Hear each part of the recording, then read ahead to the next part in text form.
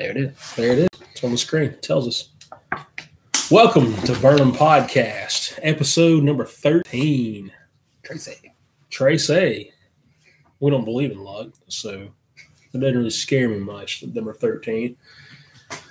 Tonight, we're going to talk about, today, whenever you're listening to this, we're going to talk about hype, hysteria, and half-truths. In the social media age, that's a big deal to us. But first, before we get into hype, hysteria, and half-truths, we're going to plug our sponsor. That's right. Legit sponsorship. Breaking news, news flash, up to the minute. Like, literally, this happened like 2 hours ago. We should have got one of those cool little intros. Ding. We should have the little news thing. That's right. Yeah. Our sponsor is Mustard Seed Soap Shop. Mustard Seed Soap Company is an online retailer specializing in handmade soaps and bath products produced in small batches with the finest natural ingredients. Their products include handmade soaps, sugar scrubs, lip balms, bath bombs, potty sprays, pillow sprays, bath teas, and bath soaks. Fellas, if you're like me, you don't know what most of that stuff is, but your wife does, and she'll love it. My wife buys this stuff, and it's awesome. She loves it. It smells great. I don't know what this stuff is, but Christina's a big bath bomb connoisseur. I'm sure she is a bath bomb connoisseur. She's going to love it. She should try Mustard Seed Soap Shop bath bombs. Absolutely. Thanks to the folks at Mustard Seed Soap Shop for sponsorship. You can find their products at mustardseedsoapshop.com. They're also on Facebook and Instagram. That's shop, SHOPPE. The website is mustardseedsoap.com. God bless them. Thanks for picking up the tab on the show. It's great to have a legit sponsor now. That's right. Water's fired. We fired water. Still drinking, but they are fired. I'm glad we got a legit sponsorship. Our deal is going to run off with water pretty soon anyway. That's right. And we're going to be sponsored by air or dirt. It's hard out there on the streets. It is. It would have been tough. So, back to the topic of the show. I heard it on the radio. I read it on Facebook. I saw it in the newspaper or on television, so it must be true. How do you tell when the media or a journalist is pushing a narrative? Do you know the answer to this one?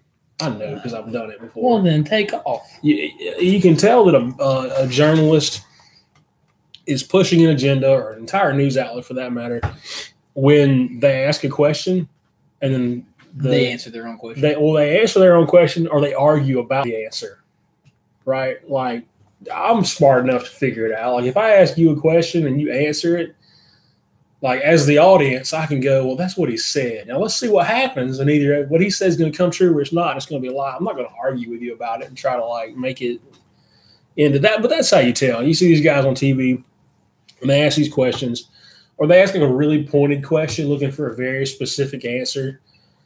And the point of that is to say that sensationalism sells as far as media goes. That's right. And, they try to make things as crazy, as wildly insane as possible. We're all familiar, if you've watched the news at all. Holy smokes. Good evening, Drew.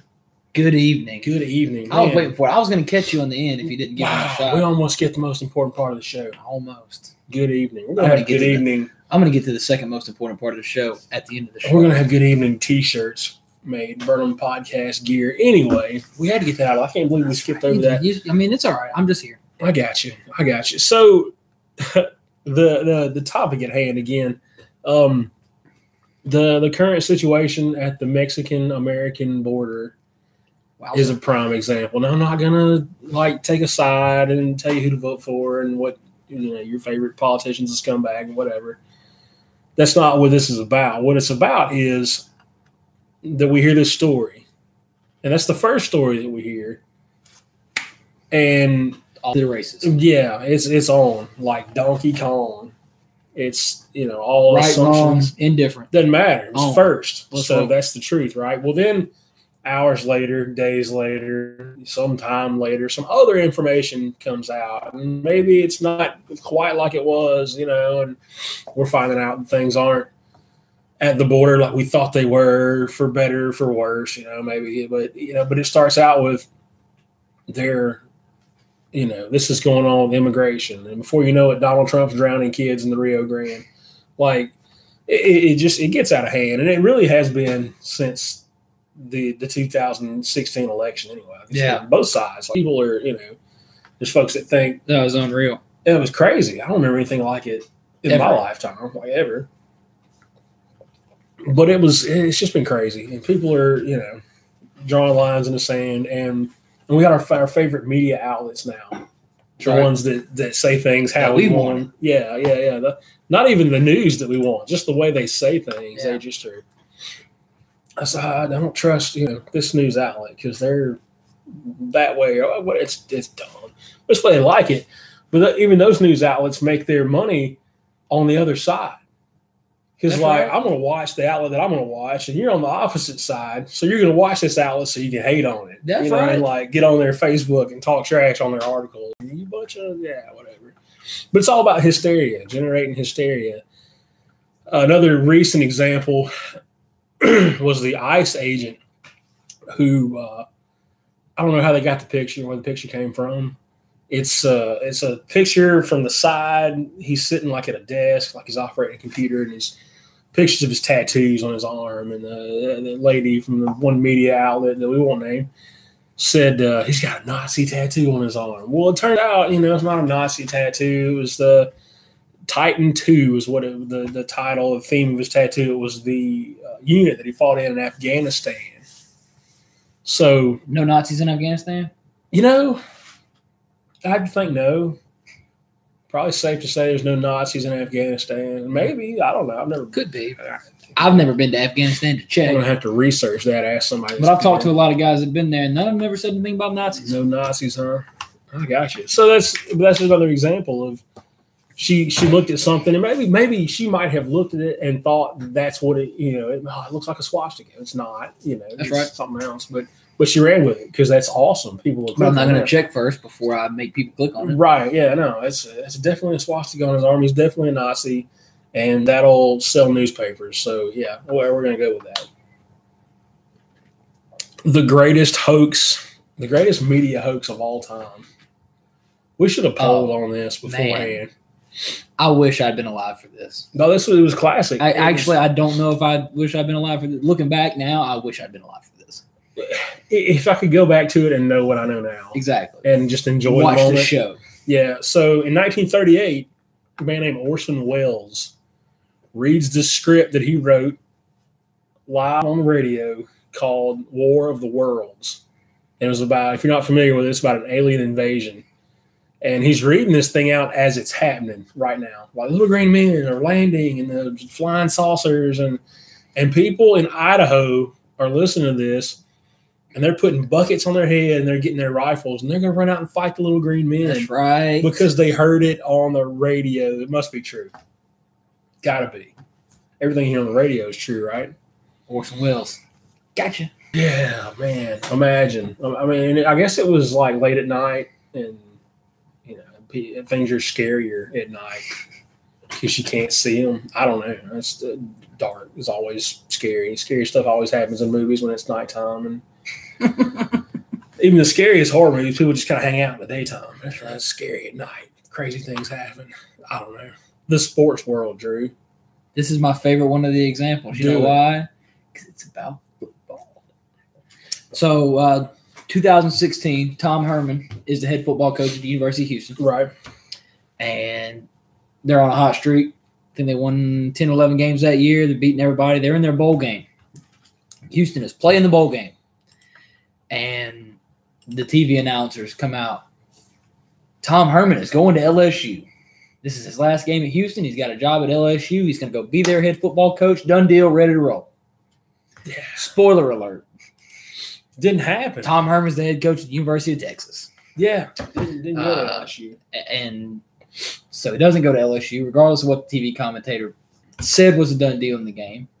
All the LSU fans are fired up because they think they're getting Tom Herman. And they should be. He's a great coach. Yeah. And good guy by all accounts. And so then he goes to Texas. And now everybody wants to know, well, why'd you tell me he was going to LSU?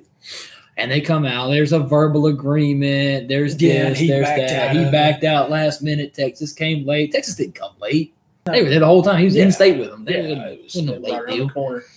But the deal wasn't done. And they reported it anyway because they need to be the first one to get their hands on it and be the first one to report it, because if you're the first one, you get the clicks. Right. Yeah, and it's not even about being right anymore. It's about being first. That's right. And we were talking about this the other day, the way newspaper deadlines were. I don't know why newspapers even have deadlines anymore. That would just print it when the news comes out and gather it all. I guess, that's how it would work no matter what time of day you decided to do it. But newsflash, like the print news media, as far as newspaper goes, is in bad shape. Let's do it online. But make sure that it's right.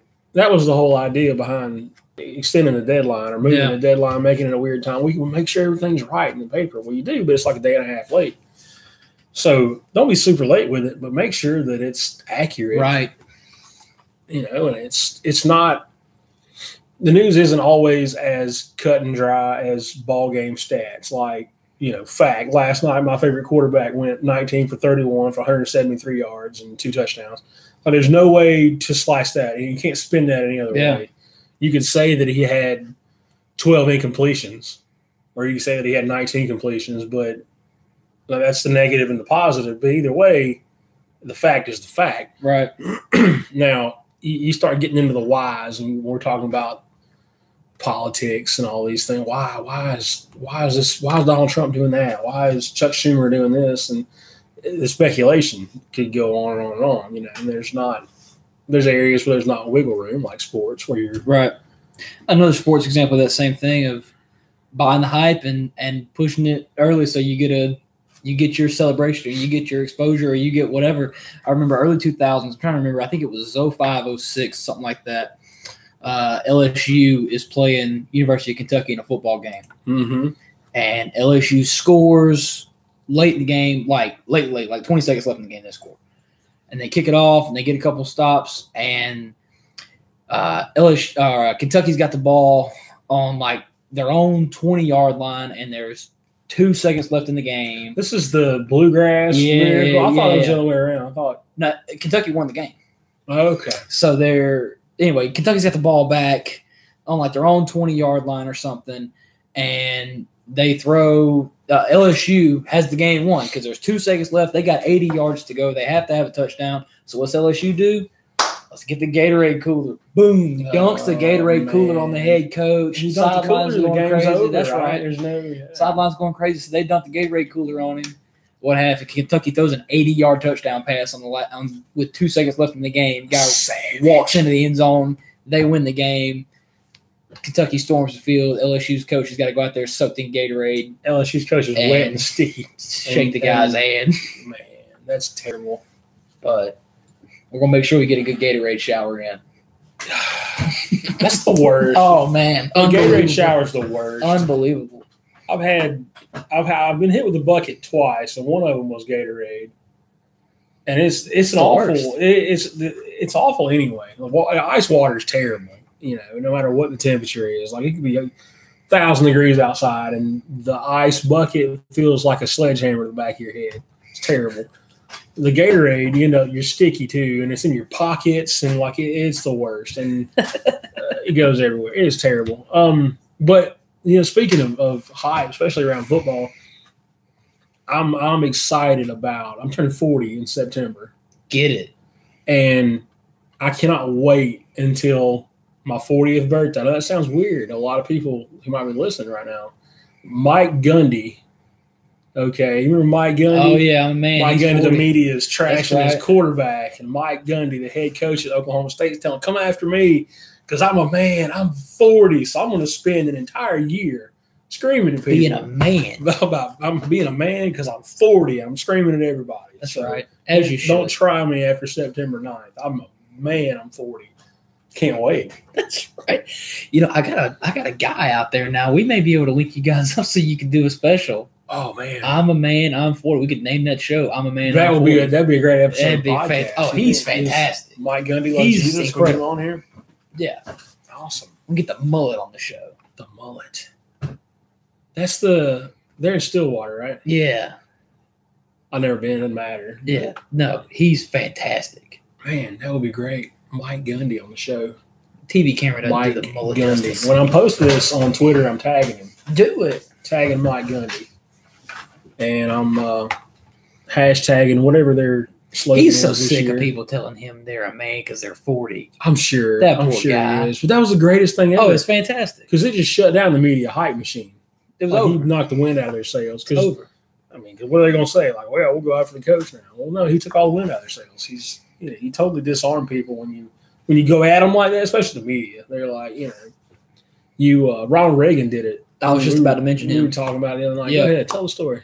So Ronald Reagan is in the presidential election race with who's he running Walter against? Mondale. That's right, Mondale. And so Reagan was what 74 years old, 73, 74? 73 or 4. Yeah, so he's an old man. He's whatever. And Walter Mondale is this young, new, exciting, whatever guy. Walter Mondale was his young, whole but he's younger. Right. And his whole pitch to that point had been Reagan can't win. He's old. He's too old. You can't elect this old man. What happens? He's old. Blah blah blah.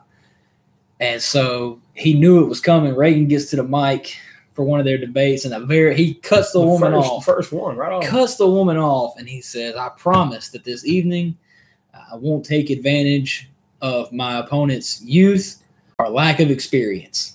That's it. And the crowd gave That's a little it. chuckle, Show's and it over. was over. Show's over. That card could not be played anymore. It was donezo. So Walter Mondale's left like, duh. He could only What am I debate supposed to the say issues now? after that. What do we do? Yeah. So, But that's another great example of media hysteria. The media is going, "Oh, Reagan's too old." Turned out he was pretty good at being president. He did an okay job. People that might disagree with that, but they'd be wrong. So, God bless them. It's my podcast. I say what I want. I made myself cough because I was being mean to people. But it just, that's just, again, another prime example of how this thing works. And we hear half a story, or maybe we hear the whole story, but we want to take the part out of it that we want. Brad's wife. Remember Brad's wife? Brad. You guys remember Brad's wife? Brad's wife wasn't Real. Did you ever hear, she never had a name? No. I never heard, Brad's wife, Stacy. Tell the Brad's whatever. wife. Brad's wife. If you don't remember, this was just a couple of years ago. I don't know. I think that Cracker Barrel started it. I think it was like Is the hype machine? hype machine, yeah, because It worked. like a Saturday morning, I think, a weekend maybe, Brad's wife, quote unquote, got fired from Cracker Barrel, unannounced, no reason at all. That's how it's presented on social media. That's right. Just bang, all of a sudden, Brad's Lit wife. the world on fire. Hashtag justice for Brad's wife. Hashtag boycott Cracker Barrel, and I'm waiting on Cracker Barrel to let this thing play out for a little while, and we rehired Brad's wife and made her the manager, and she's the that's what I was waiting on. And I don't know that ever happened or didn't, but this thing kind of ran its course. But people were buying into this, hashtag some justice for They're Brad's trying to wife. figure out who Brad is so they can send money to his house. Yeah, PayPal him, people are starting GoFundMe for man. Brad's wife, and she wasn't even a real person. Not only was she not real, Brad wasn't real. Turns out there's not a Cracker Barrel in but there's a lot of Nebraska, money in the whatever. GoFundMe somewhere. I don't know what Somewhere, that whoever is. got it. What a racket that was! But it's not even to look at Donald Trump and say, A or B about Donald Trump. He's the best, he's the worst, whatever. That's he's a real guy. He actually happened. There's a real Donald Trump. He's out there somewhere. Actual person. He's really the president, the you're fired guy. Brad's wife wasn't a real person. No. But people are buying it, hook, line, and That's sinker. it. They're mad about it. They want to fight the Cracker Barrel because Brad's wife got fired. Holy hype machine, Batman. People are crazy. Stop it. If you follow me on Facebook, I talked about this a couple of times lately. And the funny part is I start typing these statuses out, and they're really mean. And then I back off of them a little bit, and I come out with something more sensible. And I delete probably 5 times more statuses than I ever post. because I see something that makes me mad. I'm like, well, that's just stupid. I'll just straighten people out. Then I realize I'm not. It's not ever going to work. So I'm like, all right, guys, let's look at this from a different, and let's, by all means. You hear about Brad's wife being fired from, let's find out a little bit first. Who's Brad's wife before we boycott? Who's Brad? Who's Brad's wife? Maybe she deserved to get fired? If I don't know, but it's never as good or as bad as the initial story you hear. Whichever side of the issue you're on, it's never as good or as bad. Like, it just isn't. And you hear about it later, and you go, oh, well, that's, the rest of the story. And all this time I thought, well, whatever. Don't think. Like, just do think. But we lost this when Paul Harvey died. God, we really did. The rest of the story. The rest of the story, man. Went with him. He would finish it up because you'd hear part of it, and then here come Paul Harvey. And, it's a little different then, though. Stuff just travels faster now. You can get a hashtag to hit, like, it could be anything, whatever. But the way things trend on Twitter. That's right. Social media. This is going to be our count on it. Count on it, because I've already got it in the back of my mind. All right. This is going to be our highest watched and listened show. You think so? Because we are about to put down the best headline title you've ever thought. That's true. Like the edgiest. Absolutely. Yeah. Absolutely. I've already got it in the back of my mind. I know exactly what we're going to call it, but the title, people are going to see it and they're going to go, oh, really? Yeah. You don't say. Click. And this will be our most watched show. Before, our most watched show up until as of right now, it was called Fight Me. That's right. Everybody wants to watch that. Well, what is that about? Let's see. I don't know. Are they going to go and punch each other in the head? Maybe. It sounds like they used to do that sometimes. They might do it again. Might punch each other. It could happen live on Burnham Podcast one night. But it's an edgy title, and that's how it works. That's how it goes these days. Edgy titles. Pastors do it with their sermons. The church is not exempt from hysteria. I remember I was little in the 80s. And I remember it seemed like it didn't seem as bad now as it did then, but maybe it is, and I just don't notice, or I've tuned it out or whatever. But it seemed like every weekend in the 80s, Jesus was coming back, and like people were selling everything they owned because like Jesus coming back. Like he's coming back on Saturday, so I'm gonna sell everything I own by Wednesday, so I can spend Thursday and Friday wasting all this money. Or like I'll buy a boat or whatever, and it's. I'm living it up right up to the end, and entire phony religions have come out of hysteria like that. I'll start my own religion because I don't like the way I look at the Bible and I think, well, that can't be right because that hurts my feelings. I see this one verse and I don't read the rest of the book, and that verse says this, and I don't know the context before or after, and I don't know what happened in the book before, and I don't know what's coming, and I don't even know who he's talking to. Well, I see this verse and I see those 8 words, and we need to do this. That's it. We're going that way. We were in a Bible study Monday night with my dad. If you go back and watch Father's Day episode, Sunday special is awesome. But my dad's leading this Bible study, and we're with these guys. I had seen this particular verse before we were looking at, and it there's 4 words on the end of it that changed the entire meaning of it for a couple other guys that were in the room with us.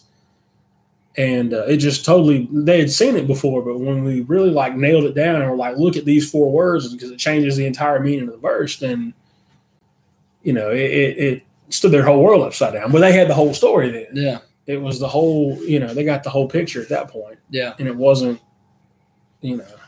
but when the Bible was written, it wasn't written with chapter and verses like we read it now. It was just the book of whatever. Yeah. It was written in the end of the books, and you have the book or whatever, but the chapters and verses make things easier to find. You can say, Matthew 22:10 or whatever. So, you go straight to that. But it used to just be the book of Matthew. So you start reading it, but you'd have to dig through it to find, exactly the phrase you were looking for. And I always tell people, I got this from a pastor named Reagan Ferris.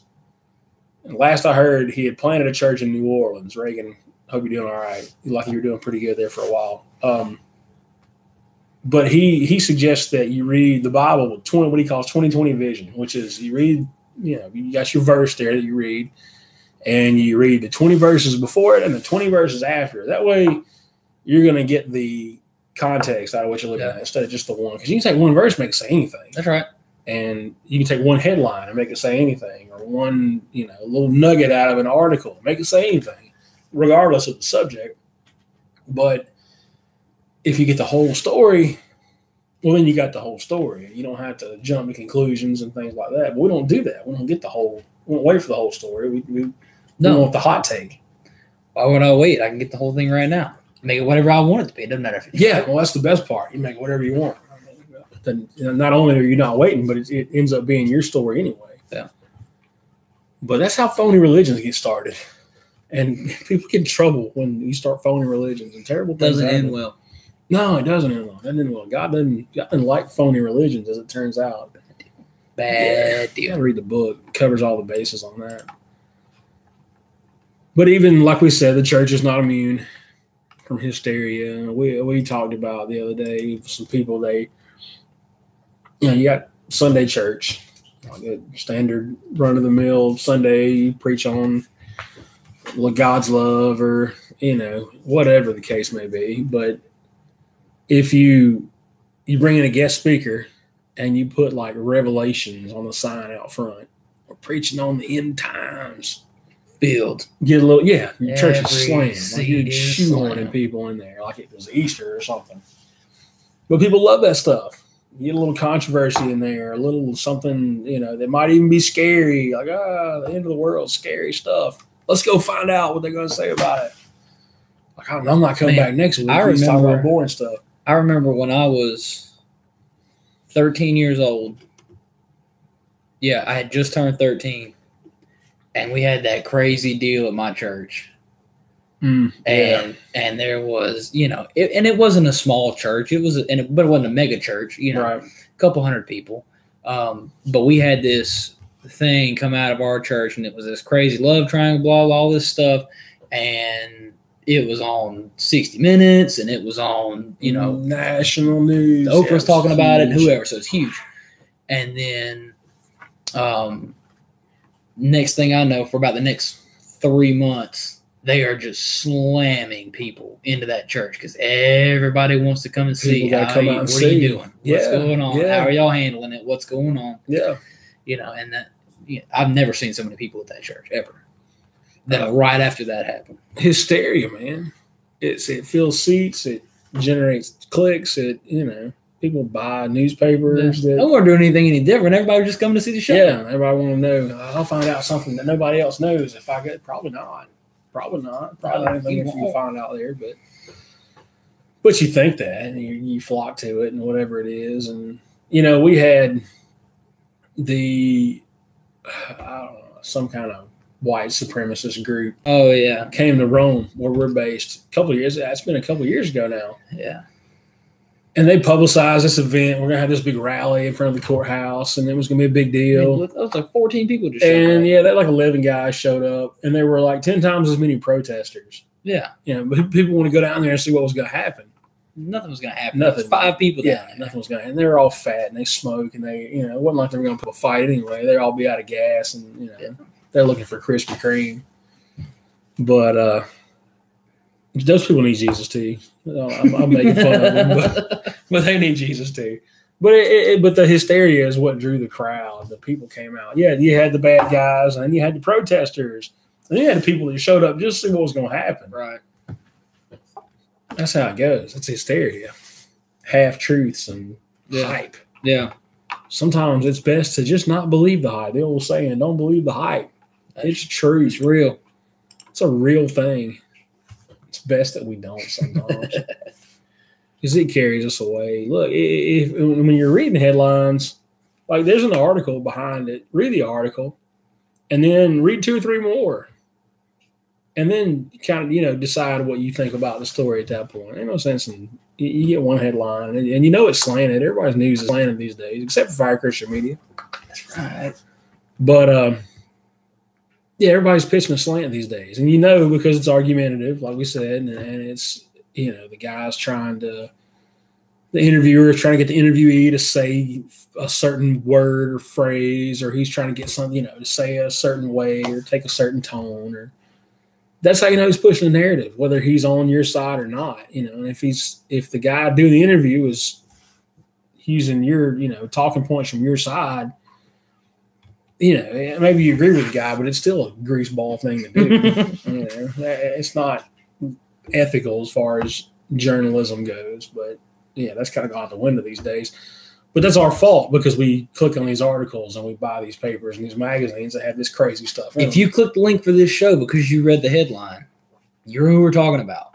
Yeah, don't be. Man, I've never listened to these guys' show before, but that's fantastic. I gotta know. Great. I gotta know. It's a great headline. Yeah, no, we'll go with that. We gotta find out what's behind that headline. And I've always said, and I'm in a place now where when I write something, I get to decide the headline that goes on it, just because I'm putting, I got my own thing going now. But when I was writing for newspapers and things like that, they would put a headline on it, and I used to hit send on my articles to the editor and just hoping, like, man, don't give me a good one. Just something that relates to the story. Because sometimes, man, there was a football game that I'm writing about, and it was a pretty good game, and I felt like I wrote a pretty good article about it. Give me something. Just give me something. Yeah, don't tell the whole story in the headline. It used to bother me when they do that. Hey, don't put the score of the game in the headline. I'll never read my article. Get past the headline. Read articles. Watch videos. As fast as news travels now and as fast as misinformation travels, it's equally as easy to do your homework these days and research and find out, what the truth is behind any story. Favorite coach getting fired? I don't know, man. Look it up. Hey, don't go to that message board. That's a bad idea. But find the truth. It's out there. It's out there. It is. It's easy these days. Research is easy. Super easy. You know what else is easy? Talking on a podcast for a half hour. Done. We're there. We're wrapping it up. That's right. I want to thank Mustard Seed Soap Shop again for pitching in and footing the bill on the show. That's right. Man, it's nice of them. God bless them. My wife would definitely be heading that way. Absolutely. I'm sure she finds out somebody's got bath bombs, she's on her way. It's good stuff, man. We walked into their tent at the festival we were a couple weeks ago down in Cave Spring, and their back was to the sun. They had their setup, and their tent was just like a greenhouse. Oh, yeah. And everything in there was melted, just enough to make the smell come out of it. Oh, yeah. Oh, it was great. It's good stuff. I bet. Good stuff. MustardSeedSoapShop.com. We will post a link to it when we post this video and this podcast, the audio, on our social media. But all that said, you have anything else to add? Yeah, I kind of wanted to talk today. We just finished up. Oh, yeah. I can't get out of the episode without talking ball, man. Yeah, talk about it, man. I thought we covered it with the mullet. We did a little bit with the mullet and Tom Herman, but so we just finished our second prospect camp today, right?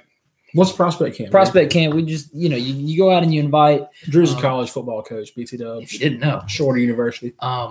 You go out and you invite all of your high school students that you're recruiting. You say, hey, come to our place, check out our campus, work with our coaching staff. We're going to put you through drills. We're going to, see you run. We're going to see you play. Right. We're going to put you in some situations to do things that we need to know. And a lot of guys get some scholarship offers that way. Because you can see more than you can see on tape because you don't buy the hype. Right. You see it in person. You only see the best plays on film. So I met and I got to be pretty vague, but I met a kid 2 weeks ago at a camp. I coach tight ends. Right. This kid plays tight ends. Tight end is kind of becoming almost a specialist type position because so few people use them now. Yeah. And so the kid plays tight end. And I met him at a camp. The camp was being held at a school that doesn't use a tight end. All right. There were like 3 tight ends at the entire camp because the school doesn't use them. So people don't take their tight ends there to go to camp. Right. And so I met the kid there and I thought he was good and whatever. And then so I invited him to our camp. He comes to our camp today. Paul's out, scholarship offer. Hey, bingo. But you meet. You get to that kid put himself in a situation, and kind of the headline that I would put on it is "Say yes to life."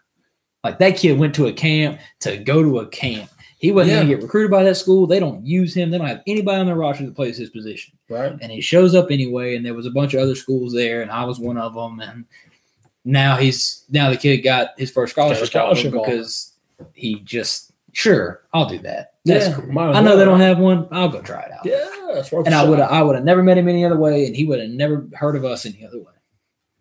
But now he's got an offer because he tried life. That's it. And I didn't have to go to that camp. I wasn't recruiting anybody at that camp. Yeah. But one of my buddies runs it, and he said, "Hey, I need you to come help me out." So I did because I said yes. Say yes. You never know where it'll take you. Pays off. Especially if God tells you to do something. Yeah. And it's funny if you look back, and anybody that's watching the show can do it too. If you just look back at some of the coolest things that have ever happened in your life, and you just find that and then work your way backwards, you'll be amazed. Series of events. You'll be amazed at how you got to some of those places. Yeah. Yeah. And you'll say, "Golly, how did that ever? That was awesome. How did it ever happen?"